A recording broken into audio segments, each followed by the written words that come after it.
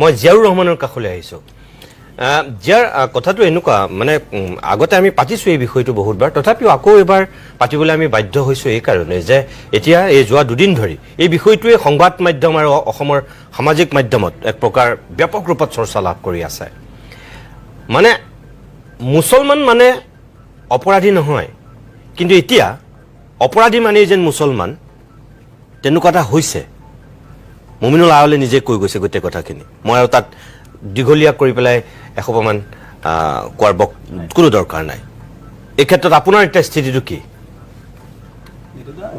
মুমিনুল আউল ডাঙৰীয়াৰ কিছু কথাত মই একমত যে হয় বৰ লাজৰ কথা আৰু লাজ পাইছোঁ যিগৰাকী ল'ৰা মাধুৰ্য বৰ্মন ঢুকালে ছোৱালীজনী অসুস্থ হৈ আছে তেওঁলোকৰ পৰিয়ালৰ প্ৰতি সমবেদনা জ্ঞাপন কৰিছোঁ ল'ৰাটোৰ আৰু এই যে ল'ৰাজনক এনকাউণ্টাৰ কৰি মাৰিলে এইটো বৰ দুখজনক ঘটনা এইটো হ'ব নালাগিছিল তাৰো মাক দেউতাকৰ মনৰ অৱস্থাটো আমি অনুভৱ কৰিব পাৰিব লাগিব এই কথাটো আলোচনা যেতিয়া আমি কৰিম মানে সাপটো কণীটো আগত নে কুকুৰাটো আগত এই যিটো বিতৰ্ক সেই বিতৰ্কৰ ফালে গুচি যায় যে আচলতে ইছলাম ধৰ্মাৱলম্বী মানুহবোৰৰ মাজত অপৰাধ প্ৰৱণতা বেছি নে পৰিস্থিতিৰ কাৰণে মুছলমানৰ মাজৰ কিছু মানুহ অপৰাধী হৈছে আগতে মোৰ মনত এটা সদায় এটা ধাৰণা আছিল আৰু বহুত মানুহে কৈ থাকে যে নহয় মুছলমানবিলাকক আচলতে হিংসাৰ দৃষ্টিৰে চায় কাৰণেহে এনেকুৱা কথা কয় এনেকুৱা ধাৰণা মোৰ আগত আছিল কিন্তু লাহে লাহে বয়স বাঢ়িছে অভিজ্ঞতা হৈছে দেখিছোঁ পঢ়া শুনা কৰিছোঁ গম পাইছোঁ যে নহয় কথাবিলাকৰ একেবাৰে অবাস্তৱো নহয় এতিয়া নেশ্যনেল ক্ৰাইম ৰেকৰ্ড ব্যুৰ আজি 2 বছৰমান আগতে নেশ্যনেল ক্ৰাইম ৰেকৰ্ড ব্যুৰোৱে এটা মানে তেওঁলোকে গোটেই ভাৰতবৰ্ষৰ ক্ৰাইমৰ ৰেকৰ্ড তেওঁলোকে ৰাখে তথ্যবিলাক ৰাজহুৱা কৰে তেওঁলোকৰ ৰেকৰ্ডটো চালোঁ মই আজি আপুনি মোক ফোন কৰাৰ পিছত মই অলপ উলিয়াই পেলাই চালোঁ দেখিলোঁ যে হয় আমাৰ NCRB অসমত মুছলমানৰ জনসংখ্যা তথ্যমতে 34% কিন্তু জেইলত থকা মানে কনভিক্টেড মানুহৰ পাৰ্চেণ্টেজ আছে 47% আণ্ডাৰ ট্ৰায়েল আছে 52% পশ্চিমবংগত মুছলমানৰ কনভিক্টেডৰ পাৰ্চেণ্ট আছে 33 আণ্ডাৰ ট্ৰায়েল 43% কেৰালাত 32% তাৰমানে প্ৰপৰ্চনেটলি সদায় মুছলমানৰ জেলত থকা মানুহৰ সংখ্যা বা কনভিক্টেড মানুহৰ সংখ্যা বেছি CSDS এটা সংস্থা বিখ্যাত সংস্থা তেওঁলোকে এটা কথা কৈছে যে ক'ৰবাত ন্যায় ব্যৱস্থা ধৰ্মীয় সংখ্যালঘু বা মুছলমানৰ প্ৰতি একপক্ষীয় এইটো তেওঁলোকৰ বক্তব্যটো মোৰ নহয় তেওঁলোকে কৈছে এই কথাবিলাক বুজি পায়ো এই কথাবিলাক অনুমান কৰিও এটা কথা ক'ব খোজো যে আমাৰ যিসকলে সমাজখনক নেতৃত্ব প্ৰদান কৰে মুছলমান সমাজৰ যিসকল নেতা মুছলমানৰ যিসকল নেতা ৰিলিজিয়াছ লিডাৰ হওক ছ'চিয়েল লিডাৰ হওক আমি এইবাৰ এই জাষ্ট মই যিহেতু নিজে ৰাজনীতিৰ লগত জড়িত এই ৰিয়েকশ্যনটো হৈ গ'ল আপুনি চাব দুনিয়াৰ ৰাজনৈতিক কুকীৰ্তি অকল মুছলমানৰ সমষ্টি কেইটাত মুছলমানৰ সমষ্টিৰ টিকেট 5 কোটি টকা 10 কোটি টকাত বিক্ৰী হয় মাৰপিট গুণ্ডাগিৰি গতিকে সেইকাৰণে আজি এতিয়া যদি মুমিনুল আউল ডাঙৰীয়া বা বিজেপিৰ কোনোবাই কয় যে নহয় মুছলমানবিলাকৰ মাজত মানে তেখেতে কোৱা নাই মই জাষ্ট অনুমান এটা আলোচনাৰ খাতিৰত কৈছোঁ যে বিজেপিৰ মানুহে কয় বুলি আমি যে কওঁ যদি কয় মোৰ মুখত উত্তৰ নাই মই কি উত্তৰ দিম আৰু এই কথাটোৱে আমাক লাজ দিয়ে সেইকাৰণে কথা দীঘল নকৰোঁ আজিকালি মুছলমান সমাজত বহুত শিক্ষিত প্ৰগ্ৰেছিভ মাইণ্ডছেট থকা ল'ৰা ছোৱালী ওলাইছে আগতো আছিল এতিয়া বেছিকৈ ওলাইছে আজিকালি মুছলমান মানুহৰ ল'ৰা ছোৱালীয়ে বেছিকৈ পঢ়া শুনা কৰিবলৈ আৰম্ভ কৰিছে বেছিকৈ ভাল ভাল ৰিজাল্ট কৰিবলৈ আৰম্ভ কৰিছে ভাল ভাল ডক্টৰ ইঞ্জিনিয়াৰ হ'বলৈ আৰম্ভ কৰিছে এই নতুন ডেটা কিছুমান পাই আছোঁ সকলোৰে প্ৰতি আগ্ৰহ আৰু মই নিজকো কৈছোঁ যে আমাৰ এই সমাজখনৰ প্ৰতি বিৰাট দায়িত্ব আছে এইটো কথা হয় যে এখন চৰকাৰ সমাজ এখন পৰিচালনাৰ যিটো ফিলচফি সেই ফিলচফিটোক নেতৃত্ব দিয়ে চৰকাৰৰ মাইণ্ডছেটৰ ওপৰত নিৰ্ভৰ কৰি সামাজিক নেৰেটিভ ক্ৰিয়েট হয় এইটো কথা সত্য আৰু বিজেপিৰ যিহেতু মাইণ্ডছেট বা বিজেপি যিটো মানে স্কুল অফ থট তেওঁলোকে যিটো আদৰ্শত বিশ্বাস কৰে সেই স্কুল অফ থটটোৱে সদায় যিহেতু মুছলমানক সন্দেহৰ দৃষ্টিৰে চায় গতিকে তাৰ ৰিফ্লেকশ্যন সমাজখনত পৰিব এইটো স্বাভাৱিক কিন্তু তাৰ পিছতো কৈছোঁ সেইটো স্বীকাৰ কৰিও কৈছোঁ যে নহয় আমাৰ সমাজখনৰ প্ৰতি কৰিব লগা বহুত দায়িত্ব আছে আমাৰ নতুন প্ৰজন্মৰ শিক্ষিত প্ৰগ্ৰেছিভ ল'ৰা ছোৱালীখিনিয়ে এই কথাবিলাকৰ ওপৰত আমি নজৰ দিয়াটো উচিত এতিয়া আৰু এটা সৰু কথা কওঁ এই যিজনে ল'ৰাই নলবাৰীত যিটো ঘটনা কৰিলে চাবচোন ল'ৰাজন যিটো ৰৌজ আলী নে কি বুলি মাতে তাক ৰৌজ আলী সি আকৌ অসমীয়া মুছলমান সি গৰিয়া মুছলমান এতিয়া যে বহুতে মিয়াক গালি পাৰে সি মিয়াও নহয় সেই অসমীয়া মুছলমান গতিকে এই কথাবিলাকো ভাবিবলগীয়া আছে গতিকে সমাজখনৰ কেৰুণটো ক'ত, কি কাৰণে এনেকুৱা ঘটনাবিলাক হৈ আছে, নে এইবোৰ এটা এটা আইচলেটেড ঘটনা, ইয়াৰ বিস্তৃত অধ্যয়ন কৰাৰ প্ৰয়োজনীয়তা আছে। আমাৰ এতিয়ালৈকে এইবিলাকৰ একে মানে দলৈকে গৈ ৰিচাৰ্চ এতিয়ালৈকে আমাৰ চৰকাৰীভাৱে হওক বা বেচৰকাৰীভাৱে হওক হোৱা নাই। মই ভাবোঁ হ'ব লাগে, হ'লেহে আমি ইয়াৰ আচল কাৰণবিলাক কি উলিয়াবলৈ সক্ষম হ'ম। ঠিক আছে, মানে মোৰ কথাটো আছিল যে যদিও একদম মই খোলাকে কৈছো যে আজি মই ইয়াত ধৰ্মৰ ফালৰ পৰা হিন্দু ধৰ্মৰ বা আন ধৰ্মৰ মানুহক এই কাৰণেই মতা নাই যে যিটো বহুতে বিচাৰি থাকে সেই মানে হিন্দু মুছলিম হওক বা আন অলপ বিতৰ্ক বেছি হওক, উত্তপ্ত হওক, মই সেইটো কাৰণে মতাই নাই। মই আপোনালোকক মাতিছোঁ বিভিন্ন ক্ষেত্ৰৰ এজন অধিবক্তা, দুজন ৰাজনীতিবিদ, এগৰাকী সাহিত্য সংস্কৃতিৰ লগত জড়িত ব্যক্তি, এইকাৰণে যে আপোনালোকেও এটা পথ দেখুৱাব পাৰে মুছলমান সমাজখনক। ইয়াতে এটা সমস্যা আপুনি চাব, মানে বিড়ম্বনা। আপুনি হিন্দু মুছলমান মাতিব নালাগে, আপুনি মুছলমানক মাতিলেও আপুনি বিপৰীত দুটা দৰ্শন ইয়াত পাইছেনে, বিপৰীত দুটা মতবাদ আপুনি পাইছেনে? সেইটো পাব, এইটো থাকে, এইটো মানৱীয় প্ৰবৃত্তি। এইটো কথাটো হ'ল আমি যিটো কথা আলোচনা কৰিছোঁ এইটো কথা হয় যে ইছলাম আজি 1400 বছৰ আগতে অহা এটা ধৰ্ম পৃথিৱীৰ কিমানখন দেশত আছে। গতিকে সকলোতে একে হ'ব, সকলো মানুহ সমান হ'ব, সকলো একে কথাই মানিব, এইটো সম্ভৱ নহয়। এইটো কিবা মানে আগপিছ থাকিব। আমি যিটো কথা আলোচনা কৰি আছো যে, আৰু এই যিটো নেৰেটিভ যে মুছলমান মানে অপৰাধী নেকি, বা অপৰাধীবিলাকৰ ধৰ্ম মানে অপৰাধীবিলাকৰ বেছিভাগ মুছলমান নেকি? চাওক, মই নিজে মুছলমান, আৰু সেইকাৰণে মই কৈছো মই লাজ পাই আছো। আজি আপুনি পৃথিৱীৰ যিমান সন্ত্ৰাসবাদী, সেই সন্ত্ৰাসবাদীবিলাকৰ 1 2 3 4 5 6 7 নম্বৰ 8 নম্বৰ ইছলাম কিয় হৈছে সেইটো এটা বেলেগ আলোচনাৰ বিষয়। মই এক্সপাৰ্ট নহয়, সেইটো মই ৰায় দিব নোৱাৰিম, কিন্তু ইছলাম।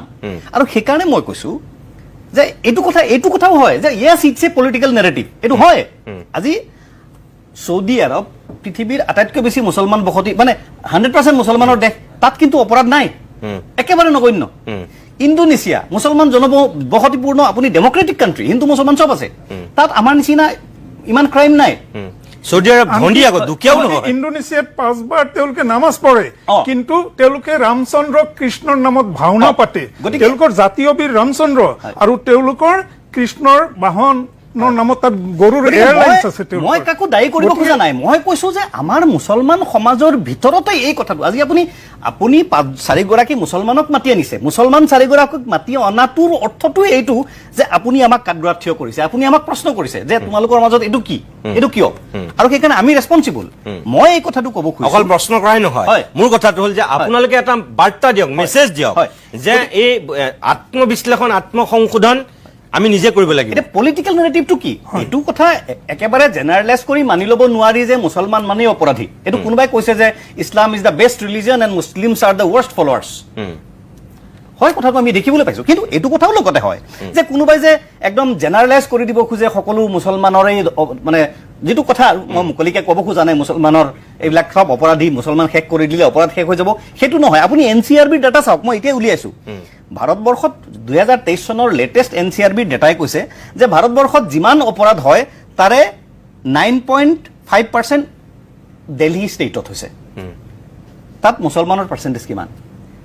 9.13% কেৰালা, 9.28% গুজৰাট, 9.03% মধ্যপ্ৰদেশ, 8.74% মহাৰাষ্ট্ৰ, 7.92% উত্তৰ প্ৰদেশ, 7.49% তামিলনাডু, 4.88% ৰাজস্থান, অসম কিমান? 2.16%। অসমত 34% মুছলমান। তাৰমানে আপুনি এইটো কৈ দিব নোৱাৰে ডেটাই, এইটো ডেটাই এই কথাটো নকয় যে মুছলমানৰ মাজত অপৰাধ প্ৰৱণতা বেছি, এইটো নকয়, একজেক্টলি তেনেকে নকয়। কিন্তু এই যিটো নেৰেটিভ, মই আগতে আৰম্ভণিতে এটা ইংগিতত এটা বাক্য কৈছিলো যে চৰকাৰৰ যিটো স্পিৰিট, যি চৰকাৰে নাথাকক কিয়, চৰকাৰ চলোৱা দল বা চৰকাৰৰ যিটো স্পিৰিট, সেই স্পিৰিটে সমাজৰ নেৰেটিভ নিৰ্মাণ কৰে।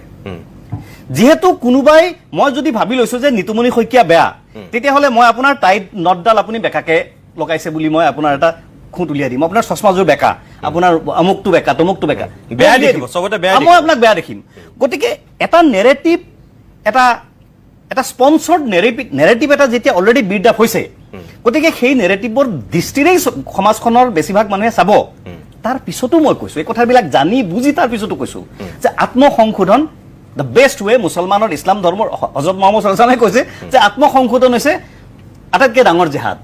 আমি কৈছো, সেইকাৰণে কৈছো যে আমাৰ দায়িত্ব বেছি, আমাৰ মুছলমান সমাজৰ নেতৃত্ব বহনকাৰী, ধৰ্মীয় নেতৃত্ব, সামাজিক নেতৃত্ব, পলিটিকেল লিডাৰশ্বিপ সকলোকে কৈছোঁ। আৰু মুছলমান মানুহৰ মই কথাটো অকণমানো দ্বিধাবোধ নকৰোঁ আৰু মই দোষাৰোপ কৰিবৰ কাৰণেও মানে বেয়া নাপাওঁ, লাজ নকৰোঁ যে আমাৰ মুছলমান মানুহে লিডাৰ চুজ কৰিব নাজানে। মুছলমান মানুহৰ চোৰ ডকাইত শব্দটো ব্যৱহাৰ নকৰোঁ, বহুতে কৰে, আটাইতকৈ মানে কিছুমান বেয়া মানুহ, যিবিলাক মানুহ নেতা হ'বৰ কাৰণে যোগ্য নহয়, অসম বিধানসভাখন কি বস্তু চিনি নাপায়, তেনেকুৱা মানুহকো অসম বিধানসভালৈ পঠিওৱা, লোকসভালৈ পঠিওৱাৰ আমাৰ মুছলমান মানুহৰ হাজাৰ হাজাৰ উদাহৰণ আছে। গতিকে মই কৈছোঁ যে মুছলমান মানুহ দায়ী। কিয় দায়ী? আমি আত্মসংশোধন কৰিব লাগিব। তাৰ নেতৃত্ব কিন্তু আমাৰ এই ছ'চিয়েল লিডাৰ্ছ, পলিটিকেল লিডাৰ্ছ, আমাৰ ৰিলিজিয়াছ লিডাৰ্ছ এইসকলে ল'ব লাগিব। আৰু ভুলটো জানিও ভুলটো কৰি থাকে, জনাৰ পিছতো এইটোৰ পৰা আমি আঁতৰি আহিব লাগিব, নহ'লে আমাৰ ভৱিষ্যত প্ৰজন্মৰ কাৰণে আমি দায়বদ্ধ হ'ম। জেউৰে যিটো কথা ক'লে আত্মসংশোধন, বাণিজ্যিক বিৰতি লৈ লওঁ, মই আকৌ আহিম তাৰপিছত আপোনালোকৰ মাজলৈ। অকণমান সময়ৰ কাৰণে পুনৰ বাণিজ্যিক বিৰতি লৈছোঁ, তাৰপিছতে উভতি আহিম। মই অনুষ্ঠানটো শেষ কৰিব লাগিব এতিয়া। শেষত জীয়া এটা বাক্যত যদি কওঁ যে মুছলমান সমাজৰ প্ৰতি শেষ আহ্বান কি হ'ব? আহ্বানখিনিতো মই দিলোঁৱেই, আত্মসংশোধন, আত্মসমালোচনা কৰিব লাগিব। মই শেষত মাত্ৰ দুটা কথা ক'ম যে এটা হৈছে চৰকাৰৰ স্পিৰিট, চৰকাৰৰ দৃষ্টিভংগী। যেতিয়া চৰকাৰৰ মুৰব্বীজনে ক'ব যে মই এটা ইছলামকো মই মিটা দুংগা, কাৰোবাৰ মেৰুদণ্ড ভাঙি দিম, এনেকুৱা কাম কাজৰ পৰা, এনেকুৱা কথা বতৰাৰ পৰা চৰকাৰখন আঁতৰি আহিব লাগে। চৰকাৰখনৰ সকলোৰে প্ৰতি দৃষ্টি সমান থাকিব লাগিব। দুই নম্বৰ পইণ্ট। 2 নম্বৰ হৈছে আমাৰ সমাজখনতো এটা দ্বিচাৰিতা আছে। আদিল হুছেইন আমাৰ গৌৰৱ, কিন্তু আদিল হুছেইনৰ ককায়েক কিন্তু বাংলাদেশী, ডি ভোটাৰ। এই যিটো মানে দ্বিচাৰিতা, এনেকুৱা দ্বিচাৰিতাও কিন্তু আমাৰ সমাজখনত এক্সিষ্ট কৰে। গতিকে আমি এইবিলাকৰ পৰাও মুক্ত হ'ব লাগিব, তেতিয়াহে আমি এখন সুস্থ সমাজ। আৰু সমন্বয়, এই যিটো ইছমাইল হোসেন ছাৰে বৰ ধুনীয়া এটা কথা কৈছে, যিটো সমন্বয়, আমি এছিমিলেশ্যনৰ প্ৰক্ৰিয়াটো আৰু আগবঢ়াই ল'ব লাগিব। তাৰ কাৰণে সমাজৰ সংগঠনবিলাকে দায়িত্ব ল'ব লাগিব, অসম সাহিত্য সভাই দায়িত্ব ল'ব লাগিব। ঠিক আছে, মই আপোনালোক আটাইকেইজনকে শেষত ধন্যবাদ জনাইছোঁ। নমস্কাৰ, আপোনালোক সকলোকে পুনৰবাৰ নতুন এটা ভিডিঅ'লৈ স্বাগতম জনাইছোঁ। এই অভিমতৰ পৰা কি বুজা গ'ল, আপোনাৰ মতামত কি কমেণ্ট বক্সত কমেণ্ট কৰি জনাবলৈ নাপাহৰিব। এই মতামতে অসমৰ ভৱিষ্যত, অসমৰ বৰ্তমান আৰু অসম কি দিশে গতি কৰি আছে সকলো কথা নিৰ্ধাৰণ কৰিব। আপোনালোকে ভিডিঅ'টো এবাৰ চোৱাৰ বাবে অশেষ ধন্যবাদ জ্ঞাপন কৰিছোঁ। আৰু লগতে অসমৰ ভৱিষ্যতৰ কথা চিন্তা কৰি অসমখন কেনেকুৱা হোৱা উচিত তাৰ মতামত জনাবলৈ আপোনালোকে কমেণ্ট বক্সত কমেণ্ট কৰি জনাব। আৰু ভৱিষ্যত সুন্দৰ অসম গঢ়াৰ আশাৰে আজিৰ ভিডিঅ' ইমানতে সামৰণি মাৰিছোঁ। ধন্যবাদ।